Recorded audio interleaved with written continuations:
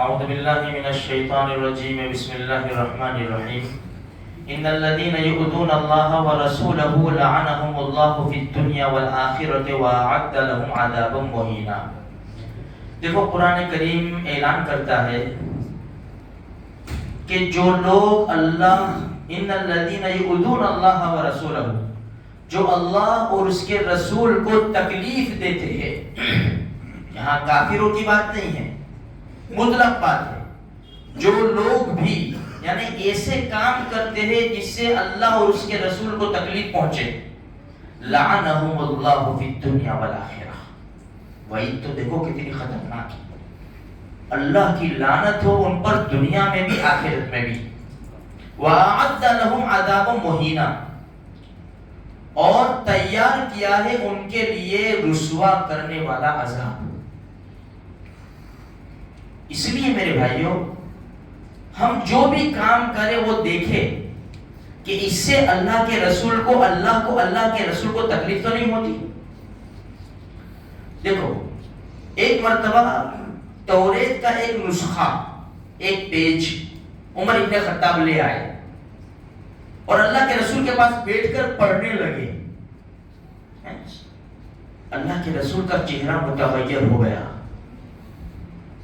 عمر ابن خطاب اللہ کے رسول کو نہیں دیکھ رہے، بس وہ پڑھ رہے کہ یا رسول اللہ یہ توریت کا نسخہ لے کر آیا، پڑھ رہے، بس پڑھنا شروع کر دیا. اب وہ پڑھ رہے، اللہ کے رسول کا چہرہ متغیر. ابو بکر صدیق رضی اللہ تعالیٰ عنہ نے دیکھا، عمر کو دیکھتا نہیں ہے تو. عمر ابن خطاب نے دونوں جہان کے سردار کے چہرے انور کی طرف دیکھا، فوراً ڈھیلے پڑ گئے. عمر، میں جو شریعت لایا ہوں شک میں ہو کیا کہ غیروں کے لے آتے ہو تو؟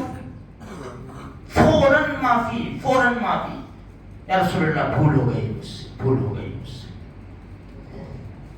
اب میرے بھائیوں، اندازہ ہمیں یہ لگانا ہے کہ دیکھو میں آپ کو ایک بات بتاؤں، پہلے نماز آئی پھر اذان آئی ہے. پہلے اذان نہیں آئی، پہلے نماز فرض ہوئی اس کے بعد اذان آئی. جب نماز میں مسلمان بڑھ گئے، دور رہنے لگے، مشورہ کیا اللہ کے رسول صلی اللہ علیہ وسلم نے صحابہ کرام کے ساتھ کہ لوگوں کو نماز کے لیے کس طرح بلاویں.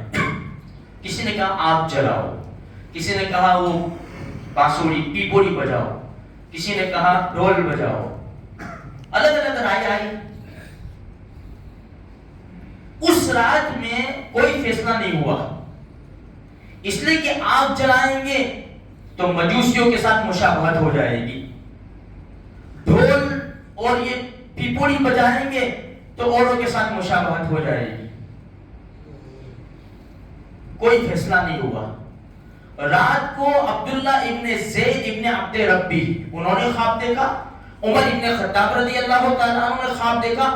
ٹوٹل 12 صحابہ کرام کو اللہ پاک نے اذان خواب میں دکھلائی. اذان وہ طریقے کیونکہ غیروں کے تھے، اس لیے اس کے اوپر فیصلہ نہیں ہو سکا کہ نہیں یہ نہیں ہے. اب مجھے اور آپ کو سوچنا ہے میرے بھائیوں، ڈھول تاشا، یہ ڈانس، یہ ڈی جے، ناچنا کودنا، یہ کس کے طریقے ہیں؟ اگر غیروں کے طریقے ہیں، دیکھو اتران ہوتی ہے، اتران تو داروخانہ بہت پھوٹتا ہے ہمارے محلے میں، تو ہم دیکھو کیا کر رہے ہیں یہ لوگ، کیا کرنے بیٹھے ہیں. آج تک بولتے تھے کیوں؟ اچھا یہ کوئی دین کی نسبت سے نہیں پھوٹتا تھا، بس مزے کر رہے تھے لوگ، عیاشی بدماشی.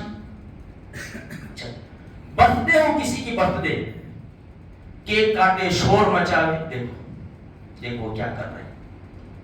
آج تک ہم یہ بولتے تھے دارو خانہ پھوڑے، دیکھو یہ کیا کر رہے ہیں، آج تک بولتے تھے. اب یہ ساری چیزیں ہم کہاں لے آئے پتہ ہے؟ جس شریعت نے ہم کو اپنا خود کا فنکشن اس سے منع فرمایا، غیروں کے طریقوں پر پھوڑنے سے منع فرمایا، ہم یہ سیدھے کہاں لے آئے؟ جس نے منع فرمایا رحمت للعالمین صلی اللہ علیہ وسلم کی پیدائش پہ لے آئے.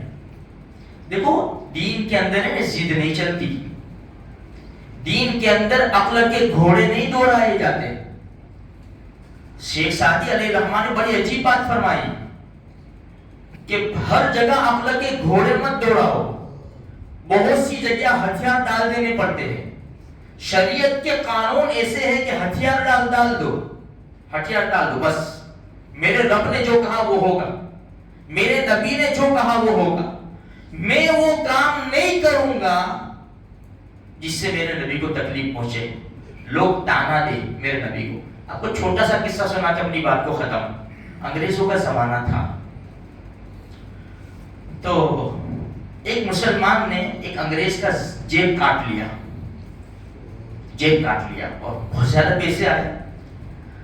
جب شام کو جو ان کے بوس تھے سب کو بھیجا تھا کہ جب اپنا کام کر کے آؤ، جب شام کو سب آئے، کوئی 5,000 لایا، کوئی 2,000 لایا، کوئی 10,000 لایا، ایک بندہ جس نے انگریز کا جیب کاٹا تھا اس کو واپس دے دیے پیسے، اس نے وہ کچھ بھی نہیں لایا۔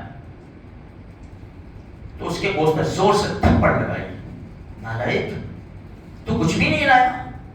اس کی آنکھوں سے آنسو جاری ہو گئے اور کہنے لگا کہ صاحب میں نے آج ایک انگریز کی جیب کاٹی تھی اور مجھے بہت زیادہ پیسے ملے۔ جب پیسے میرے ہاتھ میں آئے نا، فوراً میرے دل میں یہ خیال آیا کہ اگر کل قیامت کے میدان میں عیسیٰ علیہ السلام نے میرے نبی کو تانا دے دیا کہ تیرے امتی نے میرے امتی کی جیب کاٹی تھی، تو میرے نبی کا کیا حال ہوگا۔ میں نے فوراً اس کو واپس کر دیا۔ جو بوس تھا نا کھڑا ہو گیا، اس کو سینے سے لگایا، واہ بیٹا واہ، آج تو کام کر کے آیا ہے، کام تو نے آج کیا ہے۔ اس کے بوسے لیے اور توبہ کر لی۔ جس کے دل میں اللہ کے رسول کی محبت ہوگی میرے بھائیوں، وہ یہ کام کرے گا۔ ہم خود جانتے ہیں یہ ضد کے اوپر سب ہو رہا ہے معاملہ، ہم خود جانتے ہیں۔ ہمیں عورتوں کو اللہ کے رسول کی ولادت کے جلوس میں عورتوں کو جمع کرنا، چلو بتاؤ کون برداشت کرے گا؟ کون برداشت کرے گا؟ جس عورتوں کو پردے کا حکم دیا گیا، فاطمہ رضی اللہ تعالیٰ فرمایا میرا جنازہ رات کو لے جانا۔ بھائی کیوں؟ کہ میرے جنازے کے اوپر بھی نظر نہ پڑے۔ پھر کسی سے کہا کوئی ایسی ترتیب ہے کہ جنازہ دھک جائے؟ فرمایا کہ ہاں فلاں جگہ عورتوں کا جنازہ ہوتا ہے تو اس کے اوپر پردہ ڈال دیتے ہیں تاکہ پتہ نہ چلے اس کی باڈی کیسی ہے۔ اسی وقت سے یہ دستور ہے۔ آج بھی عرب کے اندر جنازے دیکھو، اگر پردے والا جنازہ ہے تو عورت کا ہے، اور مردوں کے جنازے کھلے سے لپیٹے ہوتے ہیں، ایسے ہوتے ہیں۔ میرے بھائیو، یہ ہے ہماری پیاری شریعت، اور آج ہم نے شریعت کی دھجیاں اڑا دی ہے۔ اس لیے اللہ سے معافی مانگو، سب کے لیے دعائیں کرو، اللہ مجھے آپ کو سارے مسلمانوں کو دین کی صحیح سمجھ عطا فرمائے۔